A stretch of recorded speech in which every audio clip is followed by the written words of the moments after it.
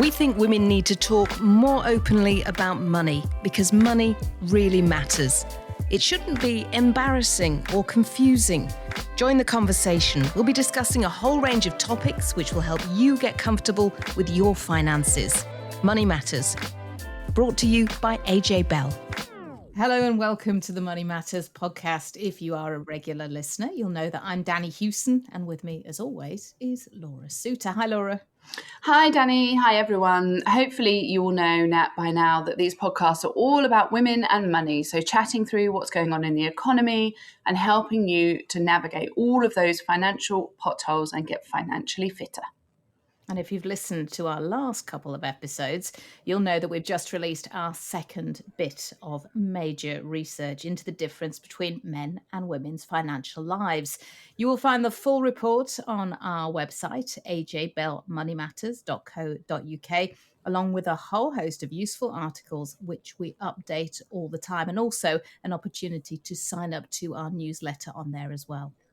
But there's a lot in the research that wasn't necessarily the most positive reading if you're a woman. A lot of it was identifying those particularly tricky areas where our finances can often get derailed, and particularly when it comes to the gender investment gap, which is what we've been trying to narrow ever since we launched the campaign. But Danni, we are always a fan of finding the positive, aren't we? We are. And what was really nice in this is that we didn't have to look too hard to find a bit of positive, for a bit of optimism, because particularly amongst the younger generation, things are changing. Slowly, yeah, I admit that, but they are changing. And it usually starts with a conversation. And which is something we are banging on about all the time on here, which is if you talk about money, then you get more tips, it becomes less taboo. And a lot of these things all start with a tricky conversation, like you say. And so we're big fans of everyone talking about money, whether it's with your partner, your employer, your friends, every aspect of it, no matter how uncomfortable it might be. And what we've found is that younger people are much more prepared to do that, particularly ahead of big life moments. So let's take having kids, for example, which is a big life moment and a big financial life moment. 60% of those in the 25 to 34-year-old age bracket said that they'd discussed finances before having kids, compared to just a quarter of those in the older generation, so 55 to 64. So we can see a real generational difference there in terms of the openness of talking about money before you have kids between those generations. And I have to say, I'm not quite in that bracket, but I'm not far off. And it's not something that I did. I didn't talk about money with my partner before we had them. I did discuss the fact that I wanted to have kids. You know, that really awkward conversation. Do you want to have kids or not? Because if you don't want to have kids, I probably, now I'm heading into my 30s, need to find somebody else to have kids with. But so we did that, but we didn't talk about how on earth we were going to pay for it. In fact, I really think that for my husband and I, a lot of the decisions we made, we kind of fell into them.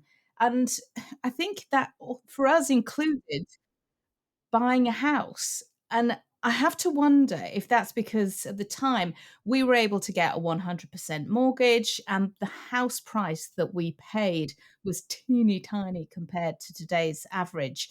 But for the younger generation, things are more expensive, and therefore they take an awful lot more planning. Exactly. And I mean, I'm too old, sadly, for that youngest age category that we talked about of 25 to 34-year-olds, sadly. But I definitely see a mixture in my friends. So as that kind of generational age group that's a bit older than that group, I see a mixture of kind of loads of openness about money, lots of conversations about tricky life moments and financial moments ahead of time. And then some of the kind of more old school ways of not being quite so open. But I think now there's just so much more money content around for younger people, whether that's on social media or on the internet, or there's books now about personal finance.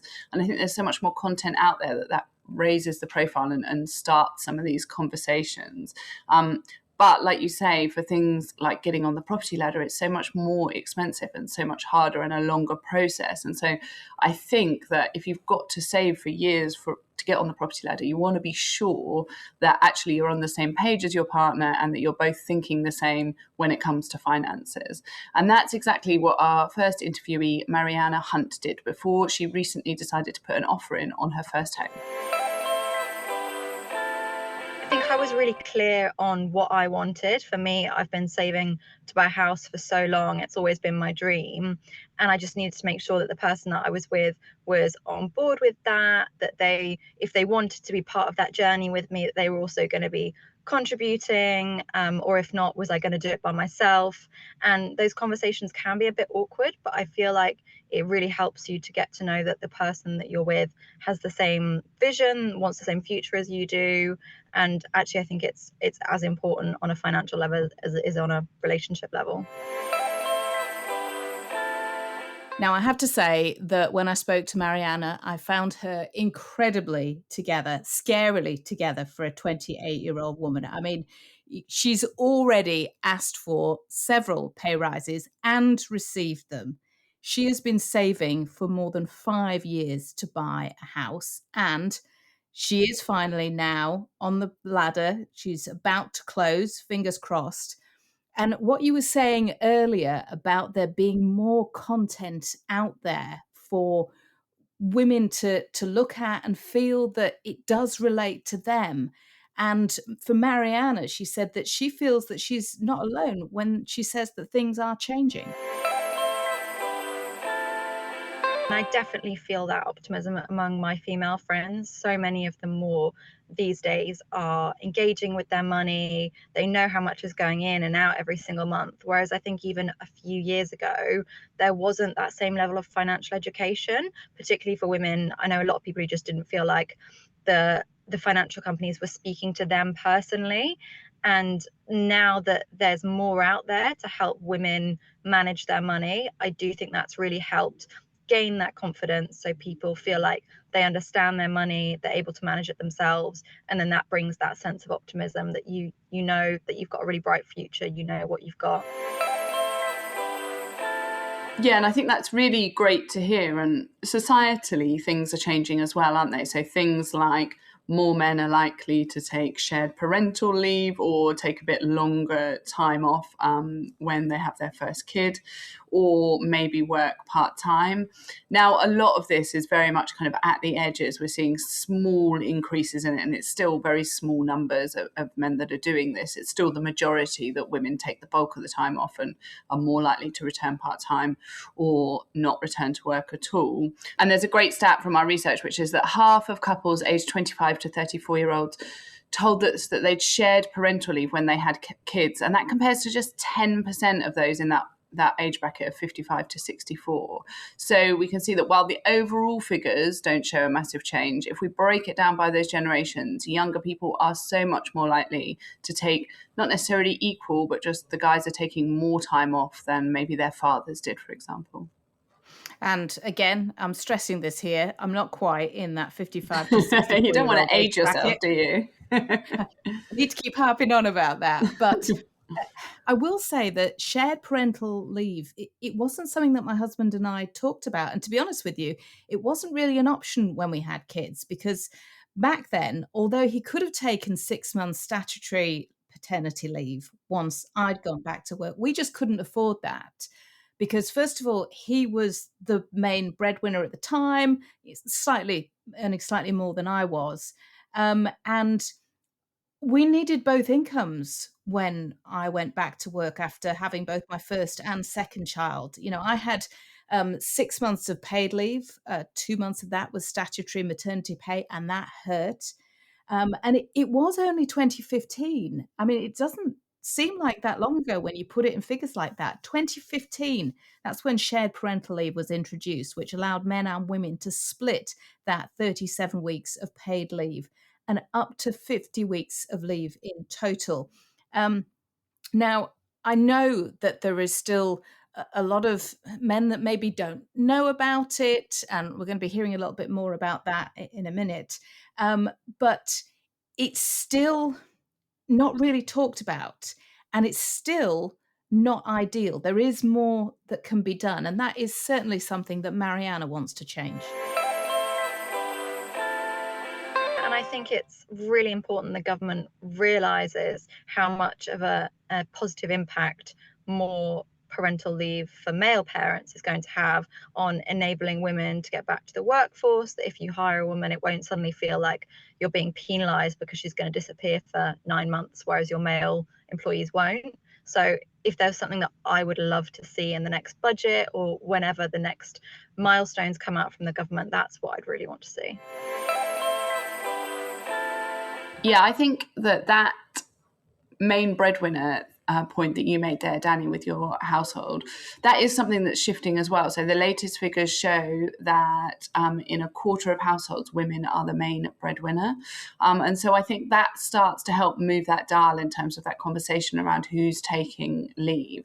But overall, when we take a look at the figures on shared parental leave, it hasn't been a huge success since it was introduced. So it's great that it's been introduced. It's great that more younger generations are taking it up.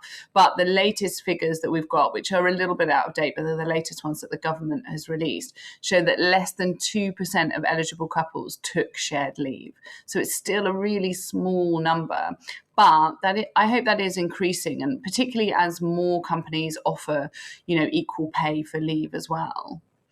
It's really interesting what Marianna said there as well about how she feels that a lot of employers, although they're not allowed to, look at a woman and say, okay, well, you're going off and you're probably going to have kids. So they're not allowed to penalize them for that.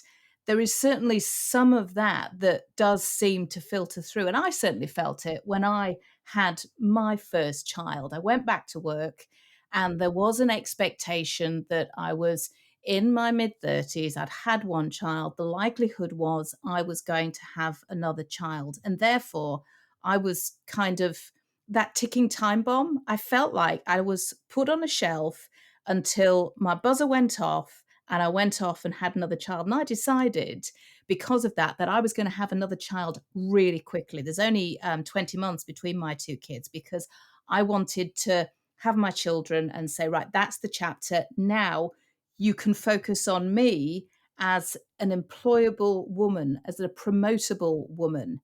And I did then go on to become the main breadwinner in my family. But I certainly felt, and I know a lot of my friends felt, that they were penalized for being of childbearing age. So I think if we can get to a point where it's just a matter of, it just happens that men and women share the paternity leave, the parental leave, then that makes a huge difference in how employers see their female staff. Definitely, I think so. And also, if you think about the rising number of people who aren't having children, that must be so frustrating, because I think so many women out there are probably pigeonholed a bit, like you say, whether it's subconsciously or whether it is, more overt than that. And they might also be deciding not to have children at all, so they're kind of incorrectly pigeonholed. Now, I hope that attitudes are changing, and I think we're fortunate to work in a company where that isn't the case. I know from speaking to friends that there are still a lot of those kind of quite outdated views out there, particularly among managers, and that does really hold some women back in their careers, a bit like working part-time, choosing to go back part-time after your first child. Some women will say that means that they then kind of get passed over for promotions or for other job opportunities. So I think it is, like we say, a work in progress. There's some positivity in the figures, but I hope that we could be sitting here in 10 years' time talking about how much better it all is. And I've got to stress as well, Laura, because some women still want to be the one that takes the time off to have kids. They want to be the ones looking after their children. And if that is your choice, your decision, then that is A-OK. I mean, I think about, the fight that's been going on for generations to give women these choices. So we have to celebrate all the choices, but we 100%. also have to make sure that we're not penalized for those choices, as you just said. Now, we don't talk to many men on the Money Matters podcast, but we also know that improving women's financial health is often linked with the men in our lives. So a lot of our report and our research was around having tricky conversations with people in your life, whether that's your partner, your boss, your family, your friends. And often that means having tricky conversations with the men in your life that you're going to have to be talking to. Yeah, absolutely. I don't think that anybody thinks that we're on this journey by ourselves. And as you say, it is often men that we have to have those tricky conversations with. Although I do say that if you're off to the pub this weekend with your mates, don't just talk about sex, talk about money too. You'll be amazed how much you can learn. I want to come to your pub conversation? chats. It's always risque, but yeah, I mean, you're right. There are still sort of taboos, and I think it is really important that those are broken down. But getting back to men, because I've been chatting to a couple of our colleagues at AJ Bell, Aaron Wilshire and Dennis Quemple, who both took shared paternity leave recently, and they had a whole load to say on the subject. Aaron, let me start with you. When did you and your partner first talk about sharing the parental leave? Because it's still something that men don't tend to do as much as women. So when did you decide to do it, and why did you decide to do it? So I think we decided sort of shortly after we spoke to HR, really. So we found out Marley was pregnant, I think by around 9 or 10 weeks, I think it was, or maybe slightly earlier than that. And obviously one of the first things that I did was speak to HR, let them know. And it was only at that point, upon speaking with a member of HR, that I was made aware of shared parental leave. I'd never even heard of it beforehand. So, and Emma kind of explained it to me and explained the benefits and how it works. And having spoken with my partner, it sort of sounded exactly like what we want to do. I mean, the more time you get to spend with your child and your partner in those early months when it's pretty difficult, and obviously there's that early years is. Or early few months, sorry, is great. So yeah, so in essence, very very early on, probably around about the sort of 12th or 13th week is when we decided we were gonna go ahead with it. And how much time did you take off?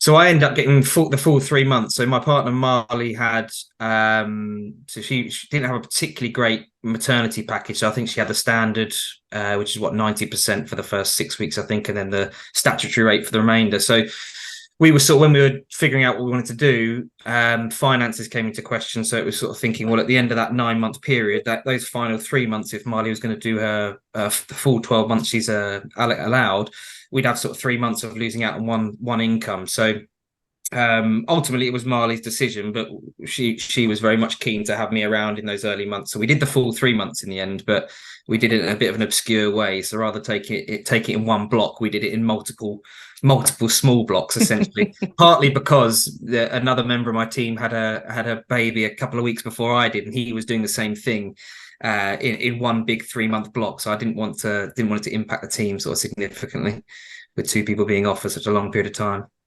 And Dennis, how about yourself? When did you decide to take shared parental leave, and how long did you take?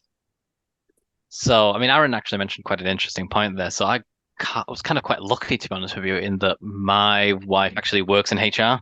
So she was already herself aware that, shared parental leave was something that I was entitled to. And I guess as often happens, the first baby, there is a lot more planning involved. So we were already talking about it before the point that we even got pregnant. I think quite early on in the process, I was like, no, that is something that I would want, and kind of just put the question to, and obviously we made the decision then on the back of that to say, yes, we will split it. Not in terms of we knew exactly from that point the amount of weeks and months that we're going to be taking, but we knew that we're going to split it. And then, yeah, similar to Aaron, once we actually got to the point of doing the formal process with HR, doing the written notice of entitlement, we then agreed on me taking 3 months, and I decided to split that into 2 sections. So initially, because I think we've just actually moved to 4 weeks now, haven't we, for parental leave entitlement for that at the beginning. It was still 2, obviously, at the time. Decided to take an additional 2 weeks of shared parental leave right at the beginning, just to give us a little bit of extra breathing space. Because even I came back after 5 weeks, and even that I was like, could have done with a little bit longer. And I know Amy felt exactly the same. And then I took the rest of it at the end. So in that kind of last sort of 9 to 12 month section. And how did you find it, Dennis? I enjoyed it. I mean, I knew that I would. I've always wanted that bonding experience, so I was quite adamant that whatever time I could get, I wanted to get. It is challenging because you are the solo parent. As anyone who parents knows, doing it on your own, the day-to-day routine, like my entire day just rolled somehow around food, and it is a challenge. But after about 2 weeks, you do get used to it, and I do think it was really beneficial for my confidence as a parent as well, just to be like, right, it's me. I'm effectively making all the decisions during the day. I'm taking care of everything. And I do think it was really, really beneficial in that way, because I do think sometimes, especially if, I guess, maybe the child is being breastfed as well, I think sometimes you can feel a little bit useless sometimes as a dad with certain things. Yes, we can do nappy changes and things, but sometimes the bulk of it is still with mum at that stage. But obviously, this was an opportunity for me to just take the reins fully, as well, sort of doing weaning as well at that point. So yeah, really, really good for confidence as well. Aaron, you're nodding there. Yeah, Dennis pretty much hit the nail on the head. So exactly the same thing my side, really. And yeah, just to add to that, I suppose, especially in those early few months when you are struggling with the sleep, and it is very full on. It's all new to both of you, so having the both of you there off at the same time to support one another through that, I think was hugely important as well. So clearly that's the parental leave bit, and you still do quite a bit of caring now. Yeah, still exactly the same. So even though obviously we're both back at work now, Kylo's in nursery, it's it's still the same thing. So we're still sort of sharing all the responsibilities around the home and everything. So yeah. And Dennis, nothing's changed. And Dennis, obviously you started talking about shared parental leave early on.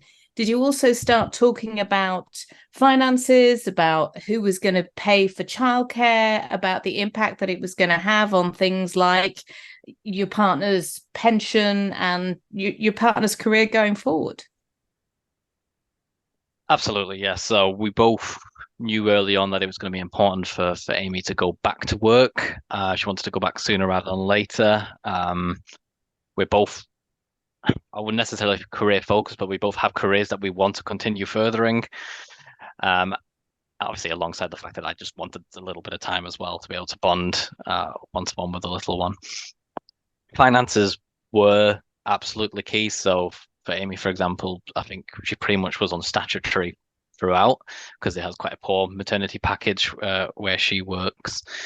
But it is a challenge when you're trying to split how you're going to do it, because it is very much a shared entitlement financially. So you have that 12 months. And in the way that I did it, for example, where you take the majority of that, almost the 3 months right at the end of the process. So from months 9 to 12, you're not even getting the statutory. At that point, it was very much, you're not even getting paid for it. So, you can't ignore that. 3 months of no pay is going to impact anybody. So you cannot take it lightly. Now, so luckily enough, we because we knew so early, we were in a really advantageous position that we could really plan for and actually start saving to try and take some of that financial load off in advance. But, not everybody has that opportunity to be able to save months in advance. And you could argue, should you even be in a position where you have to do that to be able to get that time? Yeah, it's funny, isn't it, Aaron? I mean, the cost of having a child is so absolutely massive. So did you start saving early? Did you start having conversations about how you were going to afford the childcare, who was going to pay for the childcare?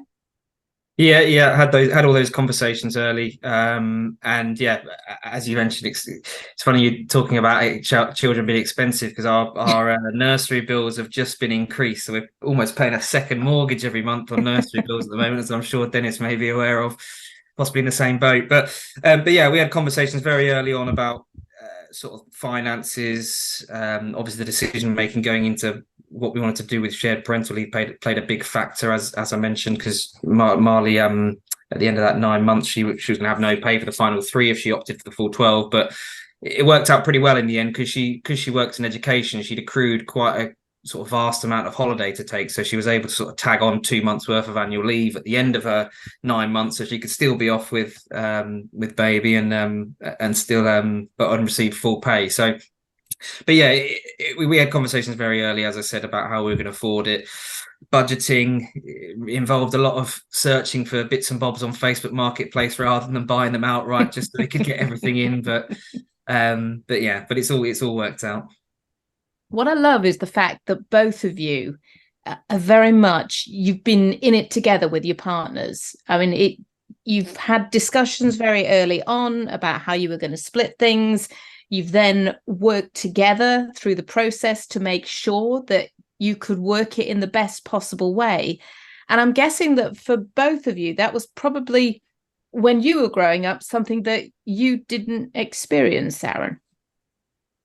Yeah, exactly. And yeah, I mean, for me, it's when I first heard about it, I was extremely surprised that I hadn't heard about it, because it's such a good, it's such a good initiative, to be able to have that time in those early months with your child and supporting your partner. Whereas obviously prior it was just sort of the 2 weeks paternity, which sort of looking back on it now, having done the 3 months, I can't believe how some fathers went back to work after 2 weeks with the lack of sleep you have and everything going on at home outside of work. So yeah, didn't really have that at all when obviously previously. And so yeah, very, very, very happy that it's now sort of initiative on offer. And yeah, I would certainly recommend it going forwards to anyone in the same boat.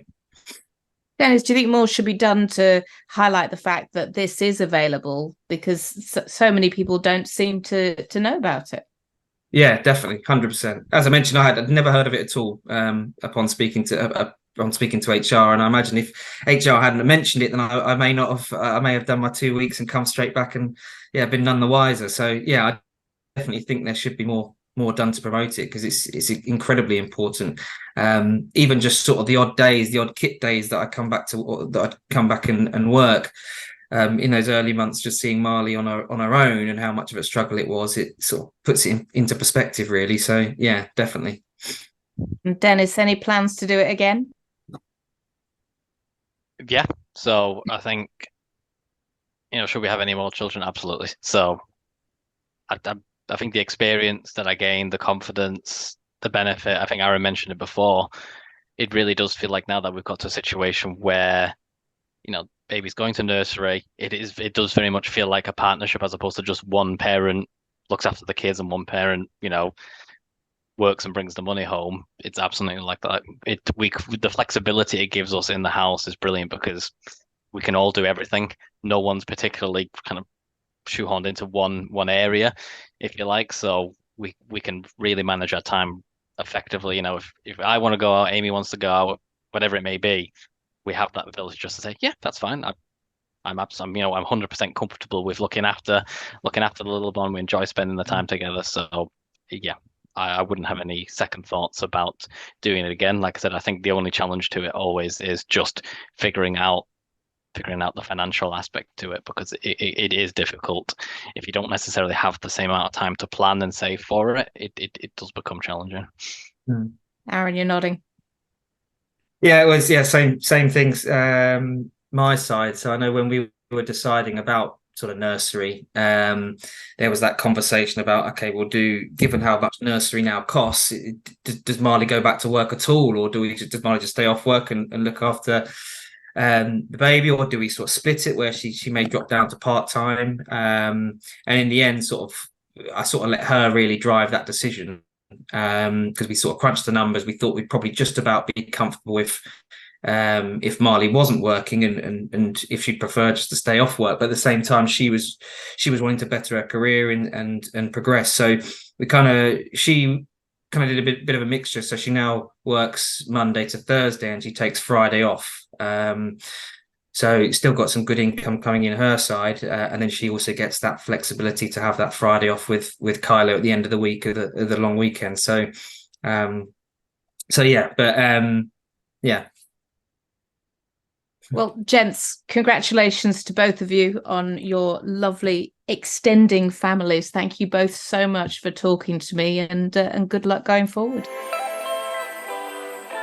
That was so interesting, I think, and so nice that they were just so positive about it. And actually, if I think about the men in my life that I know that have taken shared parental leave, all of them are so positive about it. And I think it has a real lasting impact, not just on their relationship with the child, but quite often on the family setup. And, the whole thing of the default parent often being the mum, actually, I think it really changes that dynamic. So loving that positivity there.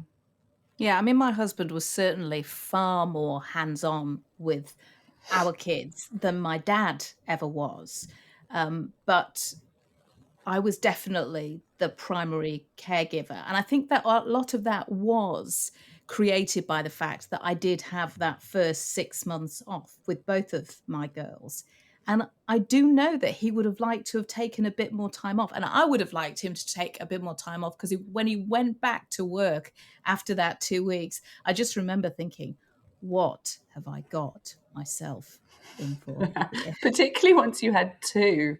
I don't even know how you coped. Yeah, my husband didn't take any extra leave. Well, he had 2 weeks off. And then at the end of that 2 weeks, I just said, I can't do this. So we had to take an extra week off.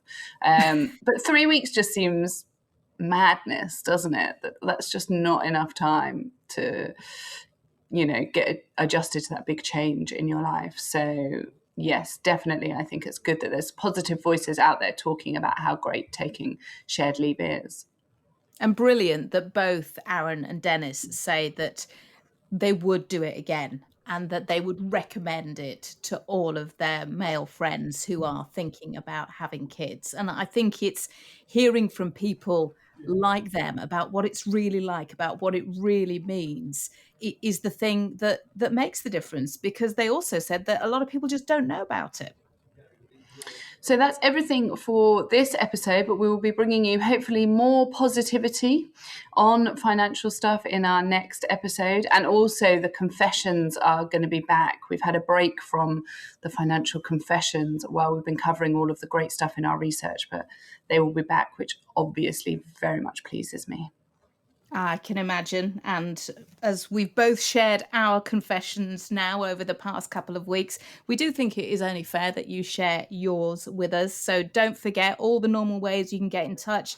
You can message us on social media at AJ Bell Money Matters.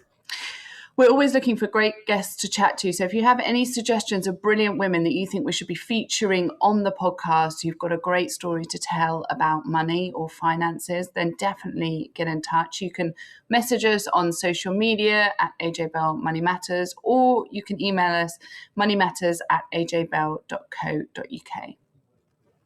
And until next time, thank you so much for listening. Before you go, please remember this podcast is for educational purposes, and the views expressed don't necessarily reflect those of AJ Bell. The podcast isn't telling you whether certain investments are suitable or not. And don't forget that the value of investments can change, and you can lose money as well as make it. It's also important to remember that tax rules apply, and that the way an investment performed in the past may not be the same as how it behaves in the future. If you want help, go see a qualified financial advisor.